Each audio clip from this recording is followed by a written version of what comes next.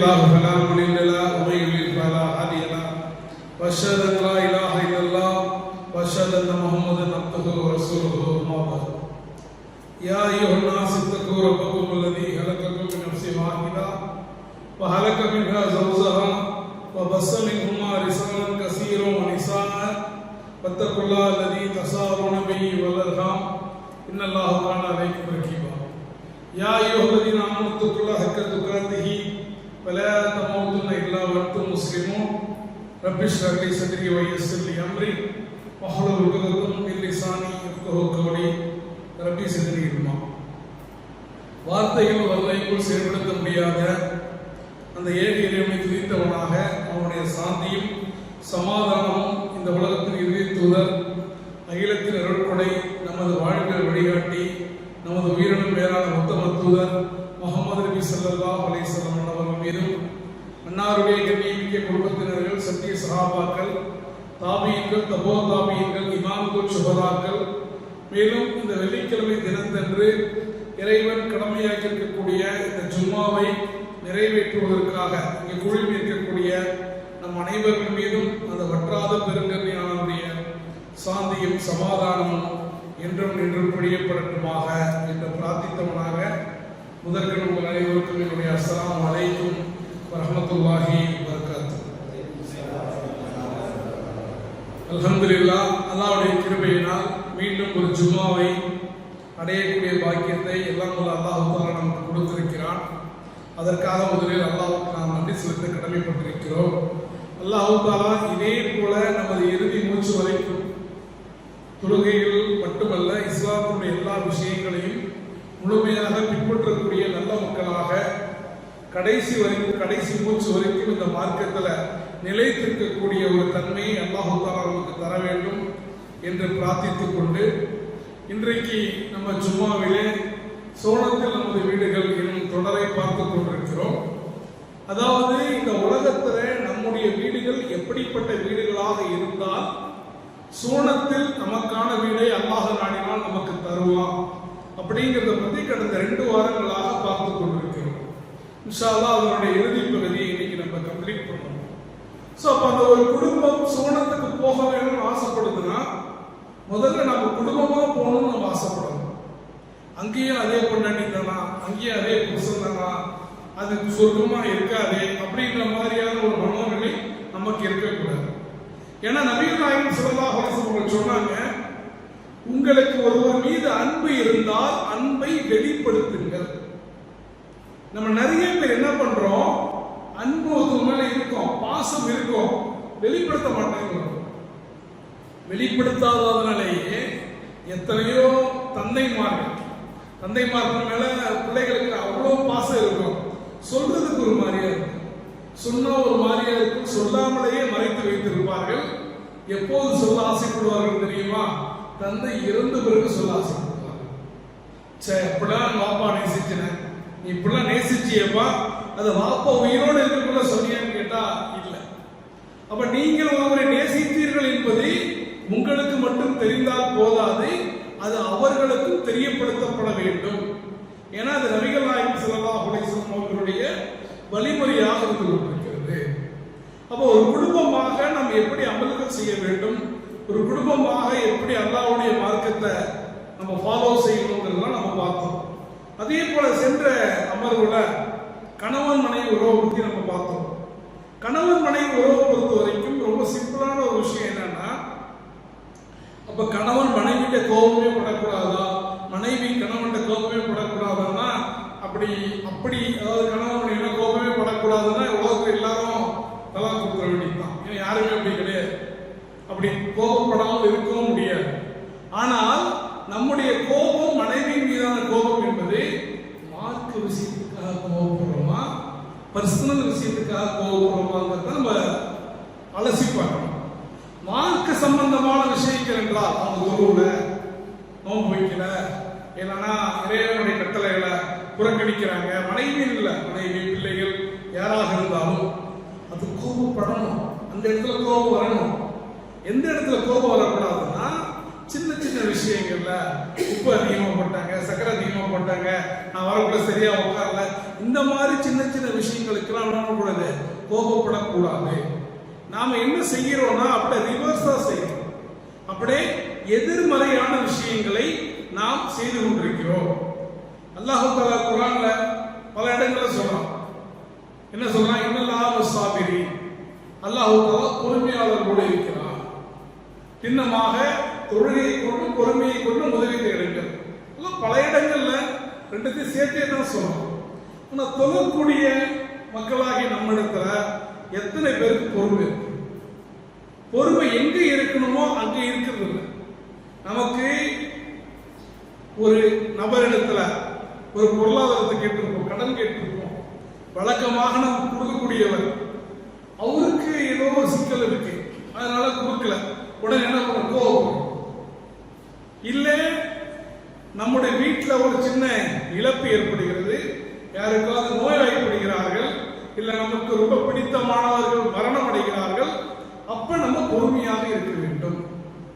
அப்போ அல்லாஹ்வுக்காக பொறுத்துக் கொள்ள வேண்டும்.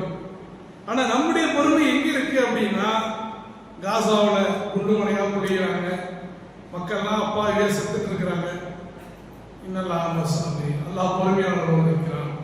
அந்த இடத்துல பொறுமை இருக்கக்கூடாது. பொறுமை ஒரு ரசூலுல்லாஹ்வை ஒரு மனிதர் கண்ட மணிக்கு திட்டுறாரு, இன்னல்லாஹ் வஸ்ஸாபிரி, அல்லாஹ் பொறுமையாளரோடு இருக்கிறான் அப்படின்ட்டு மார்க்க சம்பந்தமான விஷயங்கள்ல பொறுமையாக இருப்பது ஒரு முஸ்லீமுக்கு அழகல்ல. மாறாக தனிப்பட்ட விஷயங்கள் அதை நம்ம என்ன பண்ணணும்? பொறுமையாக இருக்க வேண்டும். இரண்டாவது, கணவன் மனைவிக்கு மத்தியிலான உறவில் எப்போதெல்லாம் சிக்கல் வருகிறதோ, எப்போதெல்லாம் பிரச்சனை வருகிறதோ, அப்ப நம்ம என்ன பண்ணணும்னா அவங்களால நமக்கு கிடைச்ச நன்மைகளை நினைச்சுப்பாங்க. என்னென்ன விஷயங்களும் ஹெல்ப் பண்ணாங்க அப்படிங்கிறத நினைச்சு பார்த்தோம்னா நமக்கு அந்த தவறு பெரிதாக தெரியாது. தமிழ்ல ஒரு பழமொழி சொல்லுவாங்க, குற்றம் பார்க்கின் சுற்றம் இல்லை. எல்லாத்துலயும் குறை கண்டுபிடிக்கணுங்கிற எண்ணத்தோடவே நம்ம பார்த்தோம்னா உலகத்துல நம்மோடு நட்பு பாராட்டுவதற்கு யாரும் தயாராக இருக்க மாட்டாங்க. நம்முடைய நிழல் கூட நம்மோட நட்பு பாராட்டாது. அந்த மாதிரி ஒரு அந்நியப்பட்டு நாம் போய்விடுவோம். சில நேரங்கள்ல பெண்களுக்கு அவங்களுக்கே உண்டான அந்த மாதவிடாய் காலங்கள், அது சம்பந்தமான மனச்சோர்வுகள், இதனால கூட சில நேரங்கள் என்னவாங்க, அவங்க நார்மலா நடப்பதை விட சில சமயங்களில் கோபப்படுவதற்கான வாய்ப்புகள் இருக்கிறது. இதையெல்லாம் ஒரு கணவனும் மனைவிக்கும் உள்ள பிரச்சனைகள். அவர்களுக்கு மத்தியில் இருக்கும் வரைக்கும் எந்த பிரச்சனையும் கிடையாது. அவங்க மத்தியை தாண்டி எப்ப போகுதோ அப்பதான் அது பெரிய பூதாகரமான பிரச்சனையாக மாறிவிட்டது. இந்த கணவன் மனைவிக்கு உண்டான பிரச்சனையில அவங்கள விட அதிகம் பாதிக்கப்படுறது யார் தெரியுமா? பிள்ளைங்க. இன்னைக்கு சிறைச்சாலைகள்ல குற்றச் செயல்கள்ல ஈடுபடுபவர்களுடைய குழந்தை பருவத்தை ஆராய்ந்து பார்க்கிறாங்க. ஏன் இவங்க மட்டும் அதிகமா குற்றச் செயல்களில் ஈடுபடுறாங்க அப்படின்னா, குற்றச் செயல்களில் ஈடுபடுபவர்கள் அதிகமானவர் வாப்பா அம்மா இல்லாம இருந்திருப்பாங்க, இல்லைன்னா வாப்பாவோ உமாவோ யாரோ ஒருத்தவங்க கண்காணிப்பு இல்லாமல் இருந்திருப்பாங்க. இல்லை என்றால் 2 பேரும் இருந்திருப்பாங்க, அவங்களுக்கு மத்தியில எப்போதும் சண்டையும் சச்சரவும் இருந்து கொண்டிருக்கும். ஏன்னா பிள்ளைங்க இந்த காலத்து பிள்ளைங்க நம்மளோட ரொம்ப பிரில்லியண்டா இருக்காங்க. நம்ம என்ன சொல்றோம் என்ன செய்யறோம் அப்படிங்கிறத ரொம்ப கீனா அப்சர்வ் பண்றாங்க. உதாரணத்துக்கு நான் என்னுடைய தங்கச்சி பசங்க 2 பேரு, ஒரு சின்ன பிள்ளையா இருக்கும்ல, சின்னவன் பெரியவனை டாடானே கூப்பிட்டு இருக்கோம். நான் ஒரு நாள் கூப்பிட்டு அட்வைஸ் பண்ணேன், உன்னோட அவன் 4 வயசு மூத்தவன், அவனை என்ன பண்ணாத டாடான்னு கூப்பிட்டாத, அண்ணன்னு கூப்பிடுது. அவங்க அப்பாவும் அதுக்கு பக்கத்தில் ஆமா அம்மான்னு சொல்லிட்டு இருந்தாரு. உடனே அவன் கேட்ட கேள்வி என்ன தெரியுமா? அப்பயே நீங்க மட்டும் அம்மாவை பாடி பொடிங்கிறீங்க. அதாவது பிள்ளைங்க ஊர்ல என்ன நடக்குது, வீட்டில் என்ன நடக்குதுங்கிறத பார்க்கிறாங்க. அப்ப பிள்ளைகள் சரியான முறையில் வளர்க்கப்பட வேண்டும் என்றால் பிள்ளைகளுக்கு ரோல் மாடலாக இருக்க வேண்டிய நாம என்ன பண்ணணும்? அவர்களுக்கு முன்மாதிரியாக விளங்க வேண்டும். நாம பிள்ளைங்களை வாங்க போங்க கூப்பிட்டு பழகணும் அப்படின்னா பிள்ளைங்க இயல்பாகவே அந்த வாங்க போங்கிற ஸ்லாங்குக்கு மாறிடுவாங்க. பிள்ளைகளிடத்துல மரியாதை தன்மை வளர்க்க வேண்டியது நம்ம எப்படி வீட்டில் இருக்கிறவங்க நடந்துக்கிறோங்கிறது பொறுத்து தான். அதே போல சில வீடுகளில் கணவன் மனைவி நல்லா இருப்பாங்க, கணவன் நல்லா சம்பாதிப்பாரு, மனைவியும் வேலைக்கு போவாங்க, இல்லைன்னா நிறைய ஹோம் ஒர்க்ல, அதாவது வீட்டில் செய்கிற பிஸ்னஸ்ல பிஸியா இருப்பாங்க. பல சமயங்கள்ல குழந்தைகளை கவனித்துக் கொள்ள மாட்டார்கள். நிறைய டிவியில் நடக்கிற விவாத நிகழ்ச்சிகள்லாம் பார்த்தீங்கன்னா நிறைய குழந்தைங்க சொல்லும், நான் காலையில எந்திரிக்கக்குள்ள எங்க பாப்பா வேலைக்கு போயிடுவாரு, நான் தூங்கின பிறகு தான் அவர் என்ன பண்ணுவாரு வேலையிலேருந்து வருவாரு. நான் எங்க பாப்பாவை பார்த்து சண்டேல ஒரு நாள் தான் பார்ப்பேன், எங்க பாப்பாவோட பேசுவதற்கு எனக்கு நேரம் இருக்காது. அதே மாதிரி வளைகுடால வாழ்றவங்க நிலைமை அப்படித்தான். வளைகுடால வாழ்றவங்க எல்லாம் இன்னைக்கு ஏதோ வீடியோ இருக்காது அது இது பண்ணதுனால அது போட்டோவும் மூஞ்ச பாக்குறோம். ஒரு 10-15 வருஷத்துக்கு முன்னாடி அந்த வாக்கியமும் கிடையாது. கேட்டா நம்ம ஒரு காரணம் சொல்லியிருக்கோம், குடும்பத்திற்காகத்தானே உழைக்கிறோம், குடும்பத்துக்காகத்தானே கஷ்டப்படுறோம். உண்மைதான், குடும்பத்துக்காகத்தான் தியாக தீபங்களாக இருக்கிறோம். ஆனா அது என்ன பிரச்சனைனா, நம்முடைய பிள்ளைகளோடு எந்த அளவுக்கு நாம் நேரம் செலவழிக்கிறோமோ, நாம் எந்த அளவுக்கு அவர்களுக்கு பக்கத்திலே உட்கார்ந்து பாசத்தை வெளிக்காட்டுகிறோமோ, அதுதான் அந்த சின்ன வயசுல பதிகிற பாப்பாவை பத்தி பதிகிற பதிவு தான் பெருசான பிறகும் அவங்களுடைய உள்ளத்துல இருக்கும். நாம பிள்ளை பக்கத்திலேயே உட்கார்றது கிடையாது, பிள்ளைங்களோட நேரம் செலவழிக்கிறதே கிடையாது. அப்படி தப்பி தவறி உட்கார்ந்தா அவனை அடிக்கிறதுக்கு மட்டும் உட்காடுறோம், அவனை திட்டுறதுக்கு மட்டும் உட்காடுறோம், அவனுக்கு ஒழுங்கா எழுது ஒழுங்கா படி அப்படின்னு அதுக்கு மட்டுமே நம்ம அது செய்யணும் தான், மாற்றுக்கிறது இல்லை. அதை மட்டுமே நாம் செய்து கொண்டிருந்தால் அவனுக்கு நம்ம மேலே வெறுப்பு வந்துடும், படிப்பு மேலே வெறுப்பு வந்துடும். இயல்பாக கற்க வேண்டிய ஒரு விஷயத்தை நாம தான் பிள்ளைங்களுக்கு என்னவா மாத்திடுறோம், சுமையாக மாற்றி விடுகிறோம். அதுக்கு அந்த பிள்ளைகளோடு நேரம் செலவழிப்பதை பற்றி நிறைய வாழ்வியல் கதைகள் இருக்கு. உதாரணத்துக்கு, அதாவது இங்கிலாந்துல பெரிய ரியலா நடந்த ஒரு விஷயம். இங்கிலாந்துல பெரிய ஒரு பிசினஸ் மேன், அவர் ஒரு முறை என்ன பண்றாரு, மகளோட ஷாப்பிங் போயிட்டு வெளியூருக்கு போயிருக்கிறதுனால ஒரு ஹோட்டல் ரூம்ல தங்கி இருக்காரு. ஹோட்டல் ரூம்ல தங்கி இருக்கக்குள்ள ஒரு பேப்பர் அப்படியே பறக்குது. அவர் வேகமா ஓடி போய் பாஞ்சு போய் அந்த பேப்பரை பிடிக்கிறார். அவங்க பொண்ணு கேட்கிறாங்க, அவ்வளவு வேகமா பாஞ்சு போய் பிடிக்கல, நார்மல் பேப்பர் மாதிரி இருக்க, அதுக்காக ஏன் அவ்வளவு கஷ்டப்பட்டு ஓடுறீங்க? இல்ல இல்ல, நாளைக்கு எந்தெந்த விஐபி தான் நான் பார்க்கணும்னு நினைச்சிருக்கிறேனோ அந்த விஐபியோட பேரும் விஐபியோட கான்டாக்ட்ஸும் இருக்கு அப்படின்னா. திருப்பி அந்த பொண்ணு கேட்டுச்சா, நீங்க உங்களுடைய பார்வையில விஐபிகள் எழுதி வச்சிருக்கீங்களா, அந்த விஐபிகள் லிஸ்ட்ல ஏன் பேர் இருக்கா அப்படின்னு கேட்டுச்சான். முடிஞ்சா அப்ப அந்த பிள்ளையுடைய மனசு என்ன ஆகும், பாப்பாவுக்கு என்னை விட இவங்க தான் முக்கியம் அப்படிங்கிற மாதிரி போயிடும். ஆனால் நபிகள் நாயகம் ஸல்லல்லாஹு அலைஹி வஸல்லம் அவர்களுடைய சுன்னா, நபிகள் நாயகம் ஸல்லல்லாஹு அலைஹி வஸல்லம் அவருடைய தொழுகையின் போது தொழுவாங்க.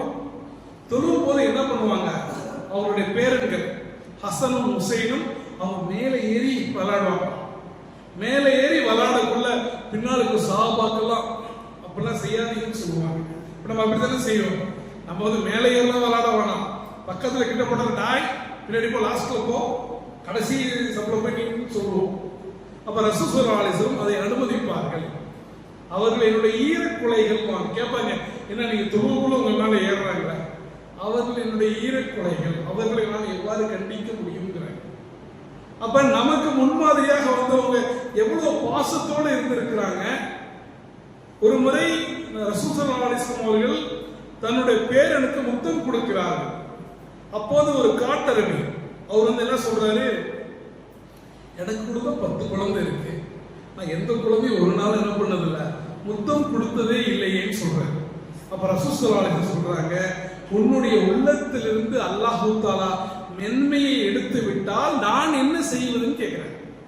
அதாவது நம்ம என்ன நினைக்கிறோம், நல்ல வாப்பா அப்படின்னா, நல்ல குடும்ப தலைவன் அப்படின்னா ஸ்ட்ரிக்டா இருக்கணும், கொஞ்சம் ஊருன்னு வச்சுட்டு இருக்கணும், படுகொடுன்னு வச்சுட்டு இருக்கணும், அப்பதான் நம்ம மதிப்பாங்க. எப்ப பார்த்தாலும் நம்ம சிரிச்சுட்டு இருந்தோம்னா அது பொதுவாக கல்யாணமான புதுத்துல சொல்லுவாங்க, மாமியார் வீட்டுக்கு போக சிரிச்சுக்கிட்டே இருக்காத, உன்னை ஈஸியா வளைச்சிருவாங்க, கொஞ்சம் ஸ்ட்ரிக்டா இருக்குன்னு சொல்லிட்டு அன்னைக்கு சொல்லி கொடுத்தத நம்ம வாழ்க்கை ஃபுல்லா கடைபிடிக்கிறோம். ஆனா ரசூல் ஸல்லல்லாஹு அலைஹி வஸல்லம் என்ன சொல்றாங்க, குழந்தைகளை பார்த்தால் புன்னகையுங்கள், அவங்களுக்கு நீங்க முந்தி கொண்டு சலாம் சொல்லுங்கள். இப்ப இந்த குழந்தை என்ன பண்ணும், இவ்வளவு பெரிய ஆளா இருக்காரு, இவரே சலாம் சொல்லக்குள்ள நான் ஏன் சொல்லக்கூடாதுன்னு நினைச்சிட்டு அந்த குழந்தையும் தொடர்புடைய குழந்தையாக சலாம் சொல்லக்கூடிய குழந்தையாக மாறி போகும். அதனால்தான் ஒரு முறை அல்லாஹ்வுடைய தூதர் சொன்னார்கள், ஒரு தந்தை தன்னுடைய மகனை பார்க்கும் போது, ஒரு பாப்பா தன்னுடைய மகனை பார்க்கும் போது மகிழ்ச்சியோடு பார்த்தா, சந்தோஷத்தோடு பார்த்தா, சந்தோஷத்தோடு பார்த்து அவருடைய தலையை வருடி கொடுத்தால் அவருக்கு ஒரு அடிமையை உரிமை விட்டு நன்மை கிடைக்கும். அதாவது இந்த காலத்துல அடிமைகள் கிடையாது, ஓகேவா? அந்த காலத்துல அடிமைகள் இருந்தாங்க. அடிமைகள் என்பவர்கள் எஜமானருக்கு முழுக்க முழுக்க கட்டுப்பட்டவங்க. வேலைக்காரங்க வேற, அடிமைகள் வேற. வேலைக்காரங்கன்னா அவங்க நினைச்சா எப்ப வேணா போவோம், வேலை முடிச்சுட்டு போயிடலாம். அடிமைங்கிறவங்க டைம் பவுண்டட், அவங்க லைஃப் லாங் அந்த எஜமான விடுதலை செய்யாத வரைக்கும் அவரிடத்திலே தான் அடிமைப்பட்டு கிடக்க வேண்டும்.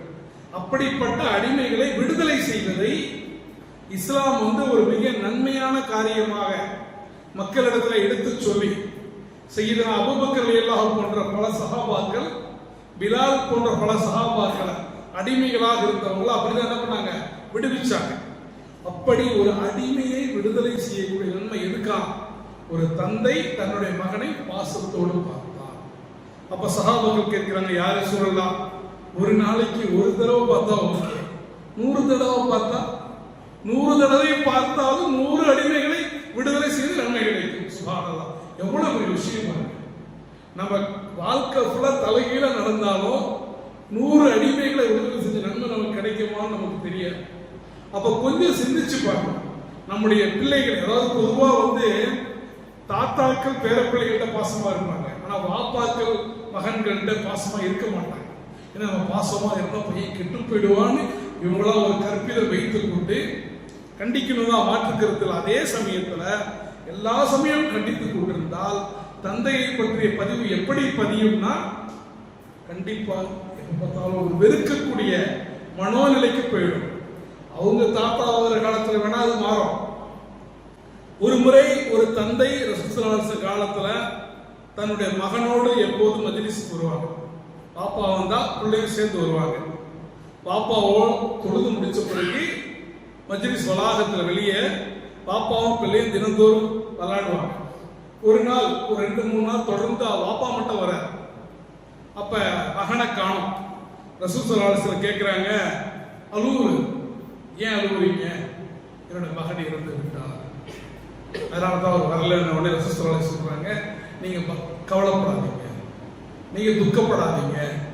அல்லாஹ் நாடினால் எவ்வாறு இந்த பள்ளிவாசலில் நீங்கள் வாப்பாவும் பிள்ளையும் விளையாடினீர்களோ அவ்வாறு சொர்க்கத்தில் நீங்கள் விளையாடினீர்கள். எவ்வளவு பெரிய விஷயம். இதுக்கான முக்கியமான காரணம் என்ன? சிறு வயதிலேயே பிள்ளைக்கு பள்ளிவாசலோடு பழகக்கூடிய அந்த தன்மையை, பள்ளிவாசலோடு ஒட்டக்கூடிய தன்மையை கொண்டு வந்த காரணத்தினால இந்த உலகத்துல நீங்க சொர்க்கத்துல, இந்த உலகத்துல விளையாடுவதை போல உங்களுடைய பிள்ளைகளோடு சொர்க்கத்தில் விளையாடுவீங்க அப்படின்னு ரசூலுல்லாஹி என்ன பண்றாங்க, சொல்லிக் கொடுக்கிறார்கள், நமக்கு முன்மாதிரியாக எடுத்து காட்டுகிறார்கள். அதே போல தந்தைமார்களை பிள்ளைகளும் அப்படித்தான் பார்க்கணும். ரசூலுல்லாஹி சொல்றாங்க, உங்களுடைய தந்தை என்பவர் சொர்க்கத்தின் நடுப்பகுதியை போன்றவர், இன்னொரு ரிவாயத்துல நடு கதவை போன்றவர். யார் பாதுகாத்துக் கொள்ள விரும்புகிறாரோ அவர் பாதுகாத்துக் கொள்ளட்டும், யார் பால்படுத்திக் கொள்ள விரும்புகிறாரோ அவர் பால்படுத்திக் கொள்ளட்டும். அப்படின்னா நீங்க சொர்க்கத்துக்கு போகணும்னா சொர்க்கத்துடைய நடுநாயகமாக, நடுக்கதவாக, நடு வாசலாக இருப்பது உங்கள் தந்தை. அந்த தந்தையோடு இந்த உலகத்துல நல்ல முறையில் நடந்து கொண்டீர்கள் என்றால் அல்லாஹ் உங்களோடு மறுமையில நல்ல முறையில நடந்து கொள்வார். அந்த தந்தையோடு உங்களுடைய உறவு சரியான முறையில் இல்லை அப்படின்னா மறுமையில அதே போன்ற ஒரு நிலை உங்களுக்கும் ஏற்படும் என்பதைத்தான் அல்லாஹ்வுடைய தூதர் ஸல்லல்லாஹு அலைஹி வஸல்லம் அவர்கள் இவ்வாறு தந்தைக்கும் மகனுக்கும் இருக்க வேண்டிய உறவை ரொம்ப அழுத்தமாக சொல்லி காட்டுகிறார்கள். அப்ப நம்ம என்ன பண்ணணும்னா, இன்னைக்கு ஒரு ஜெனரேஷன் கேப் இருக்கு. இன்னைக்கு உண்மையிலேயே எல்லா முஸ்லிம் மஹல்லாக்களிலும் பெற்றோர்களுக்கு உண்மையிலேயே ஒரு சைக்காலஜிக்கல் கவுன்சிலிங் நடத்த வேண்டிய நிலைமையில இருக்கிறோம். ஏன்னா பிள்ளைகள் என்ன நினைக்கிறாங்கிறத பெற்றோர்களால் புரிந்து கொள்ள முடிவதில்லை. பெற்றோர்கள் என்ன எதிர்பார்க்கிறார்கள் என்பதை என்ன பண்ண முடியல, பிள்ளைகளால் புரிந்து கொள்ள முடியவில்லை. ஒரு ஜெனரேஷன் கேப் அங்க இருக்கு. அப்ப அது எப்ப புரிஞ்சுக்க முடியும்னா, நீங்கள் பிள்ளையாக மாறி அவர்களுடைய கோணத்திலிருந்து ஒரு விஷயத்தை பார்த்தா மட்டும்தான் அவங்கள நல்ல வழியில கொண்டு வர முடியும். அல்லாஹ் தஆலா குர்ஆன்ல சொல்லும்போது என்ன சொல்றான்? யா அய்யுஹல்லதீன கு அன்ஃபுஸிக்கும் வ அஹ்லீக்கும் நாரா. ஓ ஈமான் கொண்டவர்களே, இறை நம்பிக்கை கொண்டவர்களே, உங்களுடைய மனைவியையும் மக்களையும் நரக நெருப்பிலிருந்து காப்பாற்றிக் கொள்ளுங்கள். கற்களும் மனிதர்களும் எரிபொருளாக கொண்ட கற்களையும் மனிதர்களை வச்சுதான் அது ஃபியூல். அதை கொண்ட நரக நெருப்பிலிருந்து என்ன பண்ணுங்க? உங்களுடைய மனைவியும் மக்களையும் பாதுகாத்துக் கொள்ளுங்கள். அப்ப இந்த உலகத்துல நாம சம்பாதிப்பது மனைவி மக்களுக்காக. இந்த உலகத்துல நாம நல்லா இருந்தாலும் இல்லாட்டியும் மனைவி மக்கள் நல்லா இருக்கணும்னு எதிர்பார்க்கிறோம். அப்படி எதிர்பார்க்கக்கூடிய நாம மறுமையில சொர்க்கத்துல அந்த மனைவி மக்கள் இருக்கணும்னு நம்ம ஆசைப்பட்டோம் அப்படின்னா இந்த உலகத்தில் அவர்களோடு அவர்களை நல்ல முறையில் நடத்தி அவர்களை சொர்க்கத்துக்கு தகுதியானவர்களாக மாற்ற வேண்டும். ஒரு முறை நபிகள் நாயகம் ஸல்லல்லாஹு அலைஹி வஸல்லம் அவர்கள் சஹாபாக்களுக்கு மத்தியிலே உட்கார்ந்து இருக்கும் போது சொன்னார்கள், யார் 3 பெண் குழந்தைகளை பெறுகிறார்களோ, யார் 3 பெண் குழந்தைகளை பெறுகிறார்களோ, அந்த பெண் குழந்தைகளை சரியான முறையிலே வளர்க்கிறார்களோ அவரும் நானும் மறுமையில் ஒன்றாக இருப்போம் என்று தன்னுடைய 2 விரல்களை சுட்டிக்காட்டி சொன்னார்கள். எவ்வளவு பெரிய விஷயம் பாருங்க. ரசூல் ஸல்லல்லாஹு அலைஹி வஸல்லம் அவர்களோடு சொர்க்கத்தில் இருப்பதே பெரிய விஷயம். ரசூல் ஸல்லல்லாஹு அலைஹி வஸல்லம் அவர்களோடு இருக்கக்கூடிய வாய்ப்பு யாருக்கு கிடைக்குமா? யார் 3 பெண் குழந்தைகளை வளர்த்து பெற்று அதை முறையாக வளர்க்கிறார்களோ. அப்போ ஒரு சஹாபி கேட்கிறாங்க, யார் ரசூலல்லாஹ் 2 குழந்தைகளை பெற்றாலுமா? மேபி அவருக்கு 2 குழந்தை தான் இருக்கும், அதனால அவர் அந்த ஆசையில கேட்கிறார், 2 குழந்தைகளை பெற்றாலுமா? ஆம் என்று ரசூல் ஸல்லல்லாஹு அலைஹி வஸல்லம் பதில் சொன்னார்கள். அதற்கு விளக்கம் கொடுக்கும் போது குர்ஆனுடைய முஃபஸ்ஸிர்கள் என்ன சொல்றாங்க? ஒன்றுக்குமா என்று கேட்டிருந்தாலும் ஆம் என்று சொல்லி இருப்பார்கள். அப்ப ஏன் கேட்டீங்கன்னா, பெண் குழந்தைகளை சுமையாக கருதிய ஒரு சமூகம் இருக்கு. அந்த சமூகத்துல பெண் குழந்தைகள் பிறந்தால் பிறந்தவுடன் கொல்லக்கூடிய சமூகமாக அந்த சமூகம் இருந்துச்சு. ஏற்கனவே முதல் ஜும்மாவுல ஒரு சம்பவம் சொன்னேன். ஒரு மனிதர் என்ன பண்றாரு? ரசூல் ஸல்லல்லாஹு அலைஹி வஸல்லம் அவர்களோடு உட்கார்ந்து இருக்கும் போது ரசூலுல்லாஹ் சொல்றாரு, யார் ரசூலுல்லாஹ், நான் ஐயாமுல் ஜாஹிலியானி, அதாவது அறியாமை காலத்துல இருந்த போது நடந்த ஒரு சம்பவத்தை உங்களுக்கு சொல்லட்டுமா? சொல்லுங்க அப்படிங்கிறாங்க. நான் வியாபாரத்துக்காக வெளியூர் போயிருந்தேன். வெளியூருக்கு போய் ரொம்ப நாள் கழிச்சு வீட்டுக்கு திரும்பி வந்தேன். வீட்டுக்கு திரும்பி வந்த போது என்னுடைய வீட்டுடைய திண்ணையில் ஒரு பெண் குழந்தை விளையாடி கொண்டிருந்தது. நான் என் மனைவிடத்துல கேட்டேன், இது யாருடைய குழந்தை? இது பக்கத்து வீட்டாருடைய குழந்தை என்று என் மனைவி சொன்னார். நாளடைவில் நானும் அந்த குழந்தையும் ரொம்ப க்ளோஸ் ஆயிடும். சாப்பிட்டா அந்த குழந்தையோட தான் சாப்பிடுவேன், படுத்தா அந்த குழந்தையோட தான் படுப்பேன். இந்த நெருக்கத்தை பார்த்த பிறகு ஒரு நாள் அந்த மனைவி கணவரிடத்தில் சொல்றாரு, மன்னிச்சுக்குங்க, இது பக்கத்து வீட்டு குழந்தை இல்லை, இது நம்முடைய குழந்தை தான். ஏன்னா அந்த காலத்தில் பெண் குழந்தைகள் பிறப்பதை கேவலமாக கருதிய சமூகம் அது. சொன்ன உடனே அந்த மனிதர் சொல்றாரு, இதை கேட்டவுடன் என்னுடைய உள்ளத்தில் எனக்கு பெண் குழந்தையா என்ற அந்த ஒரு விஷயம் என்னுடைய உள்ளத்தை வாட்டியது. எனக்கு அடுத்த நாள் என்ன பண்றாரு? மனைவிட்ட சொல்றாரு, இந்த குழந்தைக்கு நல்ல உடைகளை அணிவி, இருக்கிறதுல நல்ல ட்ரெஸ்ஸா போடு, நல்ல சாப்பாடை கொடு, நல்ல சாப்பாட்டை கொடுத்து நல்ல ட்ரெஸ்ஸை போட்டு தன்னுடைய குழந்தையை அழைத்து கொண்டு செல்கிறார். குழந்தை கேட்குது, பாப்பா என்னை எங்க கூட்டு போறீங்க? நீ இதுவரைக்கும் பார்க்காத இடத்துக்கு கொண்டு கூட்டிட்டு போற அப்படின்ட்டு போய் குழந்தையை உட்கார வைத்து என்ன பண்றாரு? பள்ளத்தை தோண்டுகிறார். பள்ளத்தை தோண்டும் போது அந்த மணல் துகள்கள் தந்தையின் மேல் படுகிறது. அந்த புல்ல தட்டி விடுது, அந்த மணலை தட்டி விடுது. என் மகள் என் மணலை தட்டும் போது எனக்கு பாசம் வந்தது, ஆனா திருப்பி எனக்கு பெண் குழந்தையா என்ற கோபம் வந்தது. அவமானமும் பாசமும் போட்டி போட்டன. கடைசியில் அவமானம் வென்றது. நான் என்னுடைய குழந்தையை உயிரோடு புதைத்து விட்டேன். யார சொல்லலாம், எனக்கு மன்னிப்பு கிடைக்குமா என்று கேட்டார்கள். அப்ப அப்படி இருந்த ஒரு சமூகம் அது. தான் பெற்றெடுத்த குழந்தை, ஒரு பிஞ்சு குழந்தை வளர்ந்த பிறகு யாரால் பக்கத்து குழந்தையா இருந்தால் கூட நமக்கு அது வெறுக்க தோணாது. அப்படி இருக்கும் போது அப்படி இருந்த ஒரு சமூகத்திட்ட ரசூல் ஸல்லல்லாஹு அலைஹி வஸல்லம் சொன்னாங்க, நீங்கள் 3 பெண் குழந்தைகளை பெற்றெடுத்து அதை முறையாக வளர்த்தால் மறுமையில் நானும் நீங்களும் ஒன்றாக இருப்போம். அதனால தான் பத்ர் போர் முடிந்த பிறகு நிறைய சஹாபாக்கள் இறந்தார்கள். அந்த சஹாபாக்களுடைய பெண் குழந்தைகளை தத்தெடுத்து வளர்ப்பதற்கு சஹாபாக்கள் போட்டி போட்டார்கள். சீட்டு கொடுக்கப்பட்டுச்சு. ஒரு 10 பெண் குழந்தை இருக்குன்னா 100 பேர் கேட்கிறாங்க, எனக்கு கொடுங்க, நான் வளர்க்கிறேன். சீட்டும் போட்டு குலுக்கி பெண் குழந்தைகளை அந்த யார் வராங்களோ அவங்களுக்கு கொடுக்கப்பட்டுச்சு. அதே போல நபி ஸல்லல்லாஹு அலைஹி வஸல்லம் அவங்க சொன்னாங்க, நமக்கெல்லாம் தெரிஞ்ச ஹதீஸ். ஒரு மனிதர் போய் கேட்கிறார், யா ரசூலல்லாஹ், நான் இந்த உலகத்துல அதிகமாக நல்ல முறையில் யாரோடு நடந்து கொள்ள வேண்டும் என்று கேட்டபோது உன் தாய் என்று சொன்னார். 2ஆம் முறை கேட்டபோது உன் தாய் என்று சொன்னார்கள். 3ஆம் முறையும் தாய் என்று சொன்னார்கள். பிறகுதான் தந்தை என்று சொன்னார்கள். அப்ப இந்த உலகத்துல ஒரு பிள்ளை சிறப்பான முறையில நடந்து கொள்ள வேண்டியது தாயிடத்துல. ஏன்னா சொல்றாங்க, ஒரு பெண் இருக்கிறாள், பிரசவத்தின் போது அந்த பிரசவத்தின் முதல் வேதனை இருக்கிறதே, அந்த முதல் வேதனையை அவள் நுகரும் போது அவருடைய பாவங்கள் மன்னிக்கப்படும். ஏன்னா அந்த பிரசவம் அவ்வளவு ஒரு வேதனை. நம்ம பெண்களை சில சமயங்கள்ல ரொம்ப இதான் நம்ம பேசிடுறோம். அந்த வேதனை சுமக்க முடியாத ஒரு வேதனை.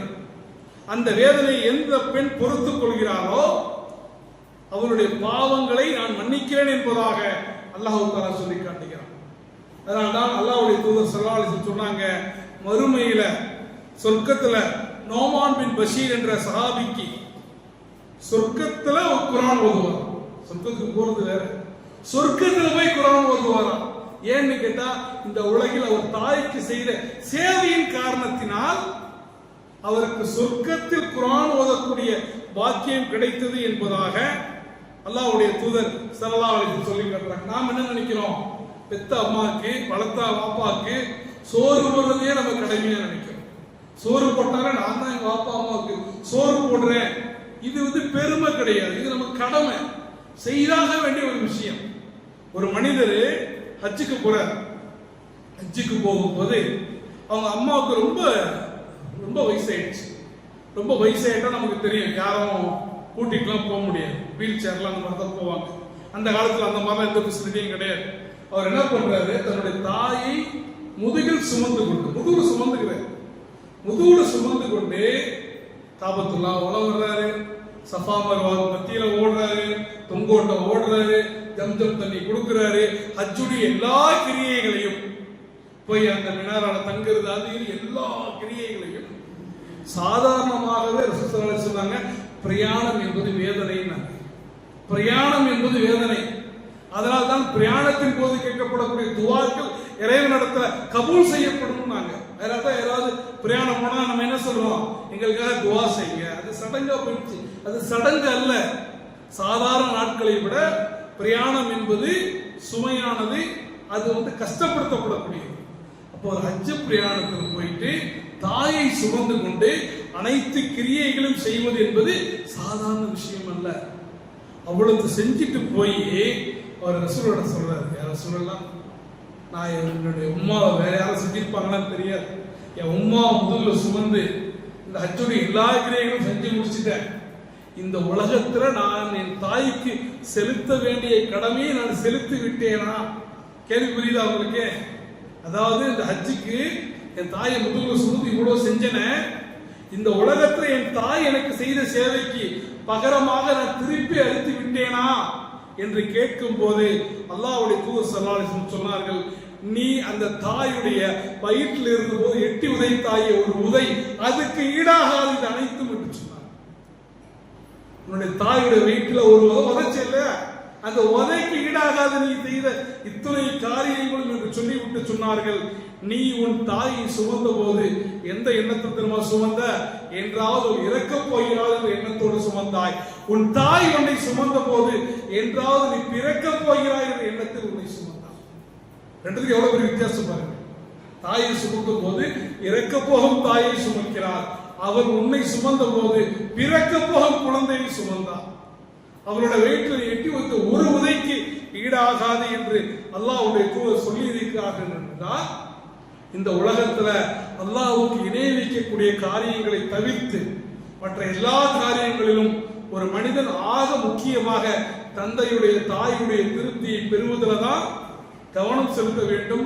அப்படிப்பட்ட சிறப்பான பிள்ளைகளும் அப்படிப்பட்ட சிறப்பான பிள்ளைகளை வளர்க்கக்கூடிய நல்ல தாய்மார்களும் தந்தைமார்களும் இருக்கக்கூடிய ஒரு வீடு நிச்சயமாக சூனத்துக்கு சொந்தமான வீடாகத்தான் இருக்க முடியும். அல்லாஹு தாலா தன்னுடைய அருளின் காரணத்தினால் நம்முடைய பாவங்களை மன்னித்து நம்மிடத்தில் இருக்கக்கூடிய சில பலவீனங்களை அல்லாஹு தாலா தன் அருளினால் மன்னித்துக் கொண்டு மறுமையில சூனத்துக்கு தகுதி பெறக்கூடிய நல்ல குடும்பங்களாக நம்மை ஆக்குவனாக. எப்படி இன்றைக்கு இந்த ஜும்மாவிலே உட்கார்ந்து இருக்கிறோமோ இதே போல மறுமையிலே நபிமார்களோடு சுஹதாக்களோடு சித்திகீன்களோடு நம்ம எழுப்பப்படக்கூடிய பாக்கியத்தை எல்லாம் வல்ல அல்லாஹ் பேசக்கூடிய எனக்கும் கேட்கக்கூடிய உங்களுக்கும் தந்தருவனாக என்று துவா செய்தவனாக, துவா செய்ய தூண்டியவனாக இந்த ஜும்மாவுடைய உரையை நிறைவு செய்கிறேன்.